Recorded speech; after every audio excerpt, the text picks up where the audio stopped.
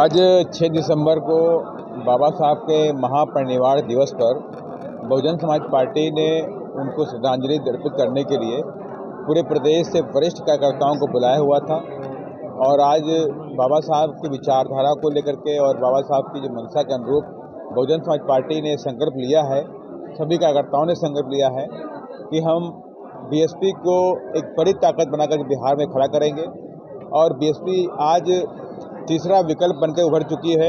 और आपने ये देखा भी कि उपचुनाव के अंदर जिस तरह से बहुजन समाज पार्टी ने 61,000 वोट लिए, तो आज बीएसपी के जो चर्चे हैं जीत से ज़्यादा दिखाई पड़ रहे हैं। और इस बात तय हो गई कि मैसेज पब्लिक में गया हुआ है कि तमाम लोगों ने बहुजन समाज पार्टी की विचारधारा को समझते हुए बीएसपी को वोट देने का काम किया है। और 100% इन बातों को लेकर के हमारी तैयारी और जोर से हो गई है, हमारे कार्यकर्ताओं में उत्साह है और 100% आने वाले चुनाव में 2025 में बीएसपी एक बड़ी ताकत बनकर आने वाली है। पिछले विधानसभा चुनाव में आपके एक उम्मीदवार की जीत हुई थी, लेकिन फिर उन्होंने माला बदल ली। देखिए, किसी के जाने से बहुजन समाज पार्टी फर्क नहीं पड़ने वाला। देखिए, और आपने इस बात को समझ भी लिया कि उनके जीतने के बाद वो चले भी गए तो वहाँ बीएसपी कमज़ोर नहीं हुई, बीएसपी और मजबूत हो गई। जो जहाँ हमें 54,000 वोट मिला था, आज हम 61,000 वोट लेकर के आए हैं। और मैं आपसे कहना भी चाहता हूँ कि आने वाले 2025 में कैमूर की सारी सीटें बहुजन समाज पार्टी जीतने जा रही है। जिस तरह से किसान आंदोलन एक बार फिर से जो है चरम पर पहुंच चुका है, कहीं न कहीं किसानों का जो गुस्सा है केंद्र सरकार के खिलाफ फिर से बढ़ा है। देखिए, किसानों के साथ में सरकार दोगली नीति अपना रही है। किसानों की मांगे के बारे में तो बोल देती है हम पूरी करेंगे, लेकिन धीमे धीमे देखने को मिला कि किसान बेचारे ठगे से महसूस किए गए। ना तो उनके गन्ने का रेट बढ़ाया गया, ना ही धान का रेट बढ़ाया गया, और ना ही गन्ने और गेहूं के रेट की कोई इस बात की जा रही है। डीएपी एनपीके भयंकर शॉर्टेज है उत्तर प्रदेश, जो कि अभी बिहार में भी गेहूं की बुआई होती है। इसके साथ ही एमपी और राजस्थान में, हरियाणा में बुआई की जाती है, तो उसमें एनपीके की जो खाद होती है बहुलता से लगाई जाती है, लेकिन सरकार एनपीके जो खाद होती है, डीएपी जो खाद होती है, वो भी देने में सक्षम नहीं है। ये हालात है सरकार ने बना दिए हैं। और वहीं पे धन्ना सेठों के लिए बड़ी बड़ी फैक्ट्रियां बेचने को तैयार हैं। तो इसलिए आज जो किसान आंदोलित हुए हैं, तो हमारी पार्टी के मुखिया हमेशा किसानों के पक्ष में बात रखती हैं और किसानों के लिए बहुत कुछ आदरणीय बहनें उत्तर प्रदेश सरकार में करने का भी काम किया है।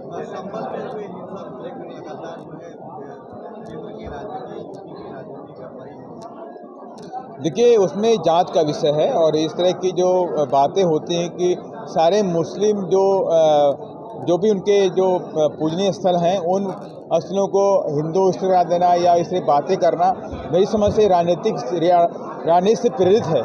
जनता का जो ध्यान है मुख्य मुद्दों से भटकाना है।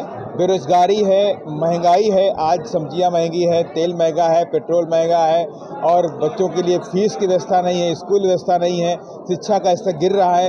इन सब चीज़ों से जनता का जो मन है, जो माइंड है, उसको डाइवर्ट करने के लिए इस तरह की जो संभल या इस तरह की बातें उखाड़ी जा रही हैं। और संविधान विरोधी जो ताकतें हैं, संविधान विरोधी जो ताकतें हैं, उन ताकतों को अपने लोगों से बताना है कि आज कैसे संविधान की दुर्दशा हो रही है और कैसे ये संविधान विरोधी सरकारें यहाँ चल रही हैं।